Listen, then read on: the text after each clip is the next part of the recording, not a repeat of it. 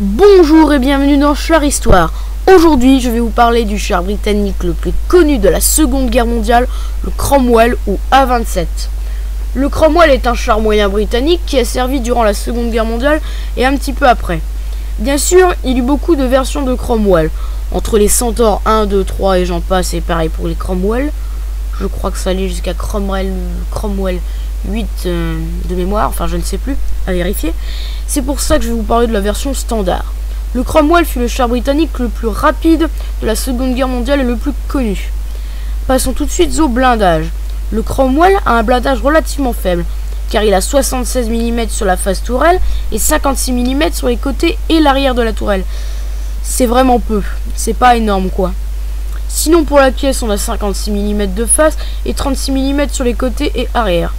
Déjà que ce blindage est faible, faut le dire, il est vraiment faible, il n'a aucun angle. Très peu d'angle vous trouverez sur le Cromwell.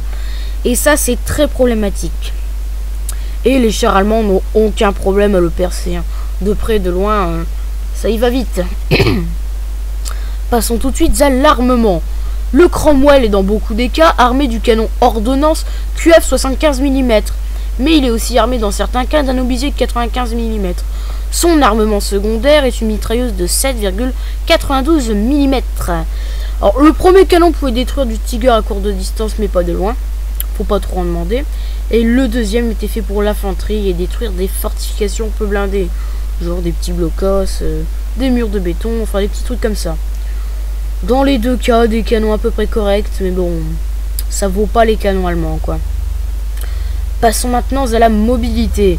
Là où le Cromwell fait le roi, c'est dans sa mobilité, avec une vitesse à ses débuts de 64 km/h, qui fut ensuite bridée à 51 km/h, car la suspension ne tenait pas le coup. Sur les chenilles qui cassaient et tout le reste, je ne vous fais pas dire. Il a un moteur de 600 chevaux, ce qui lui donne une puissance massive de 21,4 chevaux-tonnes. C'est très bien, une puissance comme ça, je trouve ça vraiment correct. Et son autonomie est de 270 km. Là aussi, c'est pas mal. En conclusion, le char Cromwell a une excellente mobilité et il a de bons canons, mais pas de blindage. C'est une bonne idée et aida énormément les Alliés durant la Seconde Guerre mondiale. Alors maintenant, je vais remettre une petite rubrique en plus dans Char Histoire. Je vais vous parler d'une des batailles où il y a eu des Cromwell. Et aujourd'hui, ça sera la bataille de Villers-Bocage. Alors c'est un résumé très court. La bataille de Villers-Bocage est une confrontation entre les troupes britanniques et allemandes. Entre autres, les chars Cromwell et Tiger et quelques autres chars. Le 13 juin 1944, à 8h45, la 7e division britannique est à Villers-Bocage. Elle traverse le bourg sans difficulté, car les éléments allemands ou soldats si vous préférez sont partis de là la veille. Dès la sortie de la 7e de Villers-Bocage en direction de Caen, car ils avaient une mission à effectuer et ils devaient passer par ici, la division rencontre les Tigers de Michael Whitman, qui est un as en matière de commandement de Tiger. Il eut énormément de victoires. Et là, c'est la débandade. 8 autres chars allemands viennent en renfort aux 4 premiers.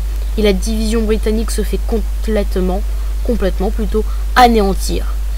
Et ceux restés dans le village aussi. Ça sera une victoire allemande avec énormément de pertes pour les Anglais. Comme quoi, à la guerre, il ne faut pas aller trop vite. Bon, j'espère que cette vidéo de Char Histoire vous aura plu. N'hésitez pas à vous abonner, lâcher un commentaire, lâcher un like, ça fait toujours plaisir. N'hésitez pas à me poser des questions sur mon Facebook ou sur mon La Poste. Quant à moi, je vous dis à bientôt. Allez, salut!